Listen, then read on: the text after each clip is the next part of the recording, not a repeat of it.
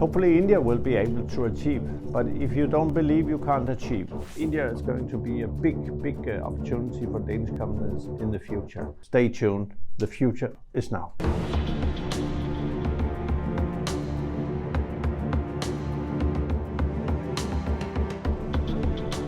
Thank you very much indeed, and I'm so thrilled to be invited by you and your magazine, because it's a leading magazine.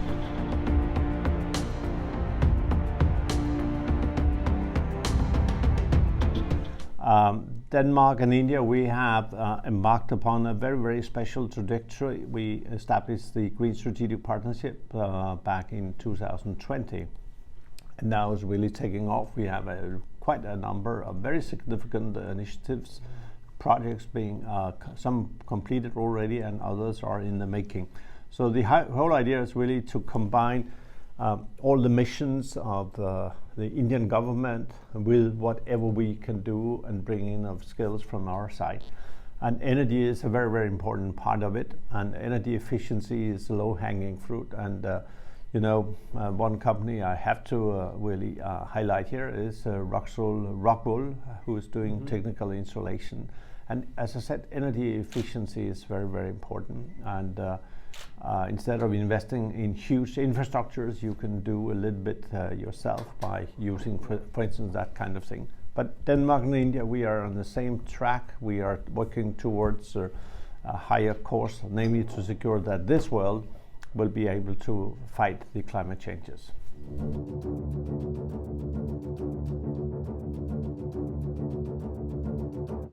But it's let's say plentiful in the sense that, of course, generation of renewable energy is important. That can be water, that can be solar, that can be biofuel, biogas, and so forth.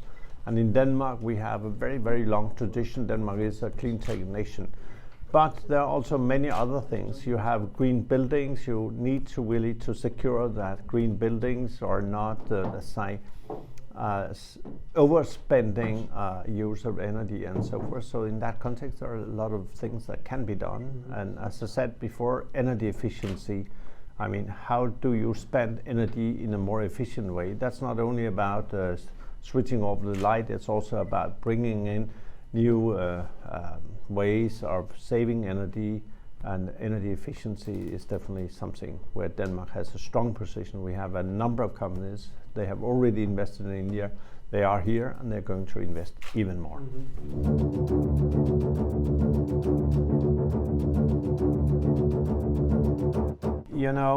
Right you are. Things are not always moving as fast as we would like to see them move. Politicians have to be visionary. Your Honorable Prime Minister has set out very important targets, which he did at COP26 in Glasgow. Hopefully India will be able to achieve, but if you don't believe, you can't achieve. And you need to set the bar really high up, so you have a kind of direction, you have a point that you are targeting. So I'm pretty sure that we'll see a huge development that will pick up pace. India is known for its scale, but India is also known for its ability to take established technology and develop and make it affordable and resilient. So India in that context is also a lab for how we can take our technologies that are needed for the green transition and energy transition at large, take them to an Indian context and secure that we can really have this green growth which we need. If India is not really becoming fossil fuel free at some point in time, I don't think we ever will see the continued existence of this planet. So India is so important here.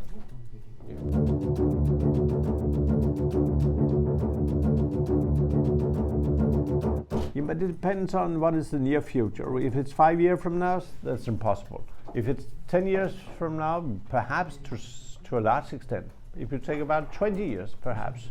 And it's about really setting a direction. Denmark, we were forced to give up our heavy dependence on fossil fuel in the early 1970s. At that time, we were 100% dependent on oil and gas and so forth. Suddenly, the supplies were stopped, so we had no fuel. And I was a young but also handsome boy at that time, and I could see how difficult it was because suddenly we could not use our cars. I was born on a farm. We were not allowed to use our tractors, no lifts, no escalators, and so forth. And that forced us into a green transition, and that led to the let's say redefinition of an old technology based on wind. So we developed a double-digit US billion-dollar industry, the wind industry, and it created jobs, it developed new technologies and so forth. And you can take energy efficiency, you can take insulation, you can take whatever, things will move, and India is a pace setter and a game changer. So it will come. And I'm pretty sure your Honorable Prime Minister has spoken about the Viksit Bharat 2047. He has set 2070 as the date for the net zero, and I'm pretty sure India, with the ability that India has, that these targets will be met far, far, far earlier than anticipated.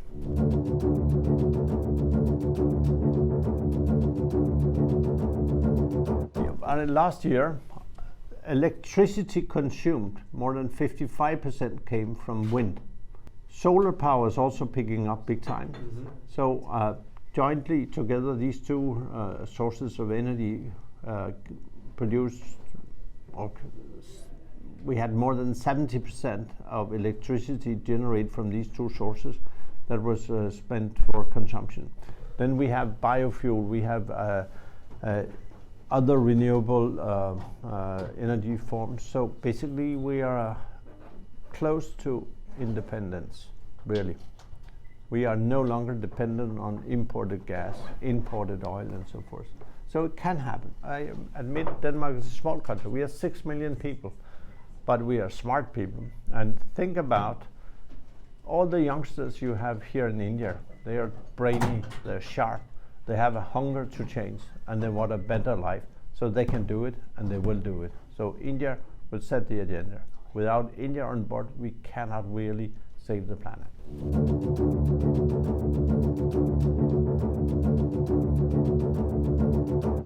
Politicians or prime ministers will have to set targets and set the direction.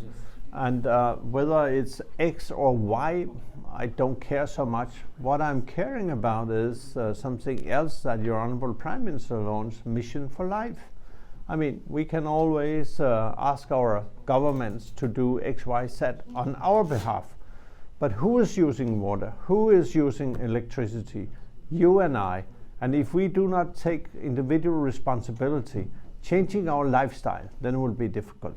So you can do more, I can do more, and all those who are listening to this program, you can do more. Think about a small drop of water that can be saved by, for instance, 1.4 billion Indians. Yeah. That will add to a huge amount of water that could be saved if we, for instance, in India would introduce pricing of water and give up all these freebies where you can get free water and free electricity. In fact, you are stealing away the future of the younger generations, and I think personally it's bad.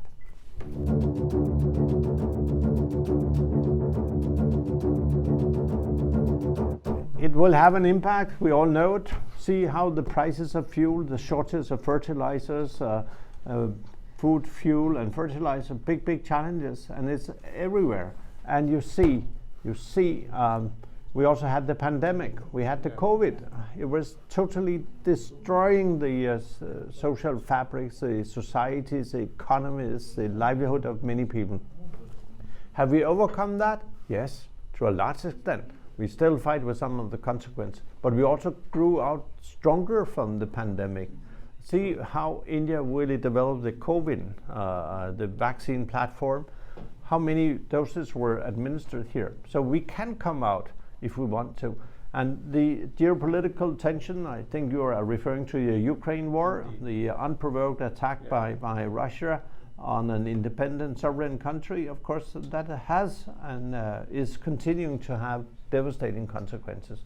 But the more we cooperate, those who believe in democracy and multilateralism, rule of law, like Denmark and India, the more we cooperate, I think the more robust we will be in order to cope with the challenges coming from a pandemic or geopolitical tension or whatever they can be. There's no alternative to cooperation and collaboration. We stand for that. Stay tuned. The future is now.